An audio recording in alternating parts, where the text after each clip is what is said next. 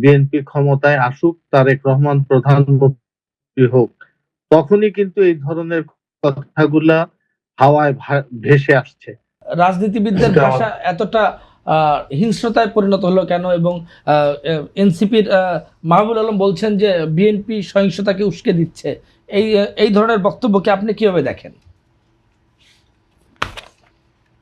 আমি জানি না এইসব উনি কোথা থেকে বলছেন, কিন্তু যেটা বাস্তবতা হচ্ছে, তারেক রহমান দেশে আসার পরে বিএনপির পালে যখন হাওয়া লেগেছে, বিএনপি যখন মানুষের হৃদয়ের কাছে পৌঁছে যাচ্ছে, মানুষের কাছাকাছি চলে যাওয়ার একটা সুযোগ হচ্ছে, সেই সময় এই ধরনের অনেক ধরনের কথা, বিএনপি ইসলাম চায় না, বিএনপি সুষ্ঠু ভোট চায় না, বিএনপি আদৌ নির্বাচন চায় না, বিএনপি নারীর নেতৃত্ব চায় না, ইত্যাদি ইত্যাদি হাজারো রকম তো কথা বলা হচ্ছে, কিন্তু এটা একটাও কি সঠিক? একটাও কি ঠিক?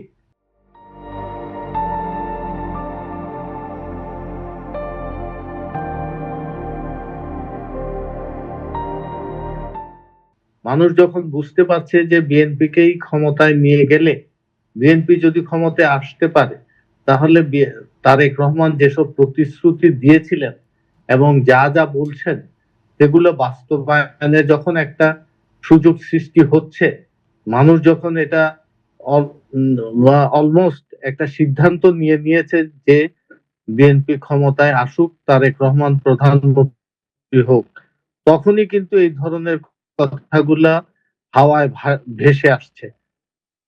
এটা দিয়ে বিএনপিকে স্তব্ধ করা যাবে না, বা বিএনপির এগিয়ে যাওয়ার কোনো প্রতিবন্ধকতাও সৃষ্টি করতে পারবে না। বিএনপি তার নিজস্ব গতিতেই এগিয়ে যাবে। তার যে চিন্তাধারা, চেতনা, যেসব প্রতিশ্রুতি বিএনপি দিয়েছে, সেগুলো সবগুলোই বাস্তবায়নের জন্য আমরা দৃঢ় প্রতিজ্ঞ। আমরা চাই একটি সুষ্ঠু নির্বাচন। এতদিন এই যে 18 বছর ধরে কোনো নির্বাচন হয়নি, এখন যখন একটা নির্বাচনের সময় এসেছে, এখন সবারই একটা উচিত, আমি মনে করি সব দলেরই উচিত, এই নির্বাচনটা যাতে সুষ্ঠু হয়, মানুষ যাতে ভোট দিতে পারে, মানুষ ভোট দিয়ে তাদের পছন্দ মতো যাদেরকে চায় তাদেরকে নির্বাচিত করুক, সে যে দলেরই হোক। আমরা তো বলছি না যে আমাদেরকে আপনারা শতকরা 100% ভোট দিয়ে নির্বাচিত করে দেন, আমরা তো বলছি না। আমরা যেটা বলছি যে মানুষের ভোটের অধিকারটা ফিরে এসেছে, সেই ভোটাধিকার প্রয়োগ করার ক্ষমতাটা মানুষদেরকে দেয়া হোক। আপনারা প্রতিবন্ধকতা সৃষ্টি করতে চান বা এই যে ডিরেইল করতে চান নির্বাচনকে, সেটা আমার মনে হয় যে জনগণ এটা কঠিনভাবে প্রত্যাখ্যান করবে। মানুষের ভোটের দেওয়ার অধিকারটা যখন পেয়েই গেছে, তখন তারা সেই অধিকার অবশ্যই প্রয়োগ করবে, এবং আমার ধারণায় যে যতভাবেই প্ররোচিত করুক না কেন, সেটা কখনোই সফল হবে না।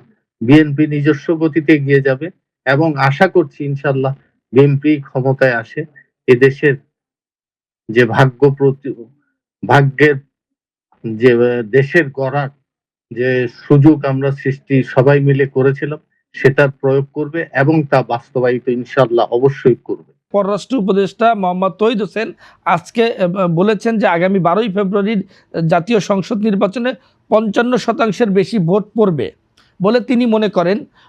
তিনি সরকার পক্ষ থেকে যদি 55% আশা করা হয়, তাহলে জনগণের প্রত্যাশিত ভোটের চিত্র কি আসলে আমরা ভোটের দিন দেখব?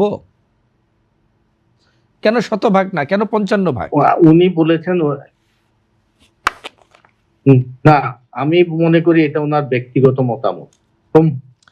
না, সরকার দায়িত্বশীল পদে থেকে তার ব্যক্তিগত মতামত তিনি, আমার মনে হয় এটা 80%।